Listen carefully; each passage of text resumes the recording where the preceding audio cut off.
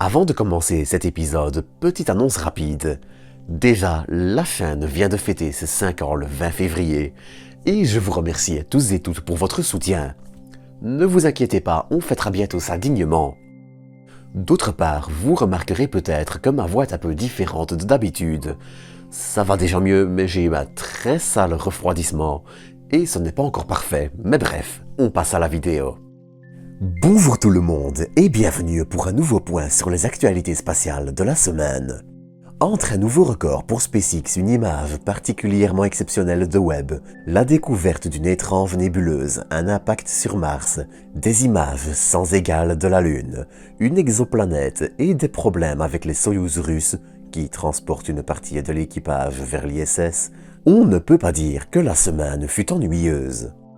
Alors, comme d'habitude, je vous propose de faire ensemble un petit point sur les actualités majeures, ce qu'elles impliquent et l'essentiel à en retenir.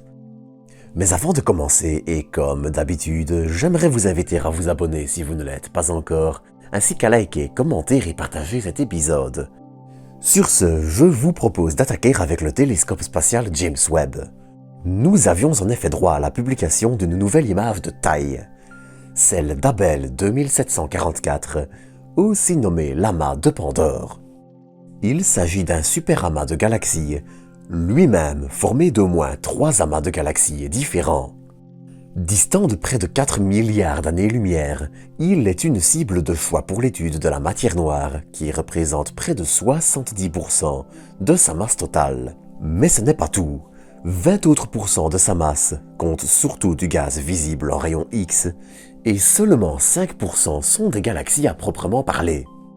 Mais malgré tout, il contient aussi de magnifiques lentilles gravitationnelles. Pour rappel, la gravité d'un objet peut dévier la trajectoire de la lumière et créer un effet de lentille, permettant d'amplifier des galaxies situées derrière.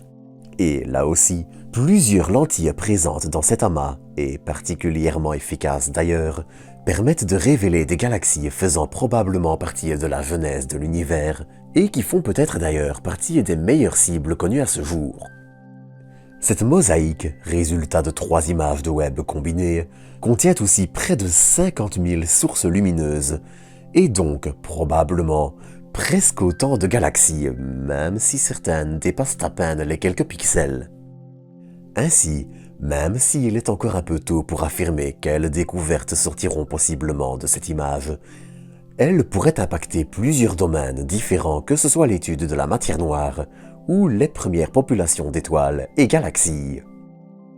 Dans un style un peu différent, on avait aussi droit à la découverte, encore une fois, d'une nébuleuse par un autre astronome amateur. On avait déjà parlé de celle découverte à côté de la galaxie d'Andromède il y a quelques semaines, mais cette nouvelle est un peu différente. Bien qu'elle soit apparemment elle aussi riche en oxygène ionisé, il existe quelques pistes sur sa nature. D'une taille supérieure à la pleine lune, vue de la Terre bien évidemment car dans les faits elle doit s'étendre sur plusieurs dizaines d'années-lumière, sa distance et sa nature font encore débat. Elle pourrait néanmoins être le résultat de l'ionisation du gaz entourant une étoile sous-naine, qui sont généralement des étoiles suffisamment chaudes pour ioniser le gaz environnant, ce qui pourrait créer cette structure. Dans un tout autre registre, on avait aussi droit à 2 actualités concernant SpaceX cette semaine. Déjà, on apprenait que la compagnie risquait une amende de 175 000 $ pour ne pas avoir fourni certaines informations avant un lancement de satellite Starlink l'année dernière. Ces informations, que l'entreprise devait fournir à la FAA, l'administration fédérale de l'aviation, étaient pourtant importantes au calcul des trajectoires des satellites et à l'analyse du risque de collision. Comme autre information, on notera que la compagnie allait lancer une nouvelle grappe de satellites Starlink le 12 février, depuis le pas de tir 40 de Cap Canaveral.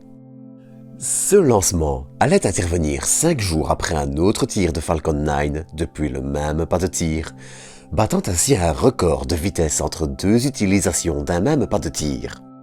Toujours dans le domaine des lanceurs, c'était la section dédiée au moteur du SLS d'Artemis II qui était cette semaine pivotée, et ce en vue de son intégration au restant du premier étage, puis de l'installation de ces 4 moteurs. On notera aussi un aperçu de la combinaison développée par Collins Aerospace sur commande de la NASA et qui servira d'abord dans l'ISS puis aux sorties lunaires. Mais la grosse actualité du côté des lanceurs cette semaine a failli se dérouler au Japon. Ce 16 février, le nouveau lanceur H3 devait en effet réaliser son vol inaugural qui fut hélas avorté à quelques secondes du décollage. Une anomalie fut en effet automatiquement détectée dans le premier étage, empêchant l'allumage des 2 boosters à poudre. Précisons quand même que les 2 moteurs du premier étage, qui eux utilisent un carburant liquide, s'étaient eux déjà allumés. Dans un autre style, on avait aussi droit à la publication cette semaine de nouvelles images de la construction dans l'usine de Thales Alenia Space à Turin des futurs modules d'Axiom Space qui rejoindront l'ISS d'ici quelques années. Le plan idéal étant qu'à la fin de vie de l'ISS, Axiom Space puisse séparer ses modules et ainsi opérer une station spatiale privée. Mais cette semaine, on allait aussi avoir droit à une petite prouesse de technologie qui allait impliquer notre Lune. En envoyant un signal d'environ 700 watts vers la Lune et le cratère Tycho, à l'aide du radiotélescope de Green Bank, et en recevant ce signal radar ayant rebondi sur la Lune avec un réseau de 10 antennes au Nouveau-Mexique, une expérience permit d'obtenir une image de la région avec une résolution de 5 mètres. L'observation permit ainsi d'obtenir des détails jamais obtenus avec des moyens au sol. Et ce n'est ici qu'une expérience sur un prototype. À terme, cette technologie pourrait littéralement révolutionner les observations d'objets proches de la Terre depuis le sol, que l'on parle d'astéroïdes à plusieurs dizaines de fois la distance de la Lune, ou de la Lune justement. Cela pourrait ainsi permettre de non seulement mieux étudier la forme de certains objets, mais aussi, dans l'absolu, d'anticiper avec bien plus de précision de possibles impacts, avec bien plus d'avance que maintenant pour des impacts majeurs. Bien sûr, même si elle est révolutionnaire, l'emploi de cette technologie de cette façon aura aussi ses limites.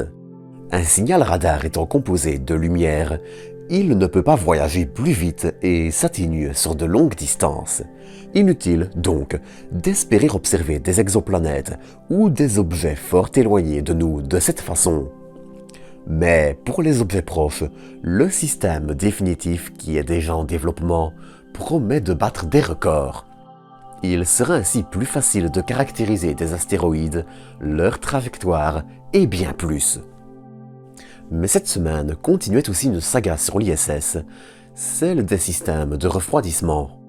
Pour résumer rapidement, une fuite avait eu lieu il y a quelque temps sur un vaisseau Soyouz et un impact de météorite avait été pointé du doigt par l'agence spatiale russe Roscosmos.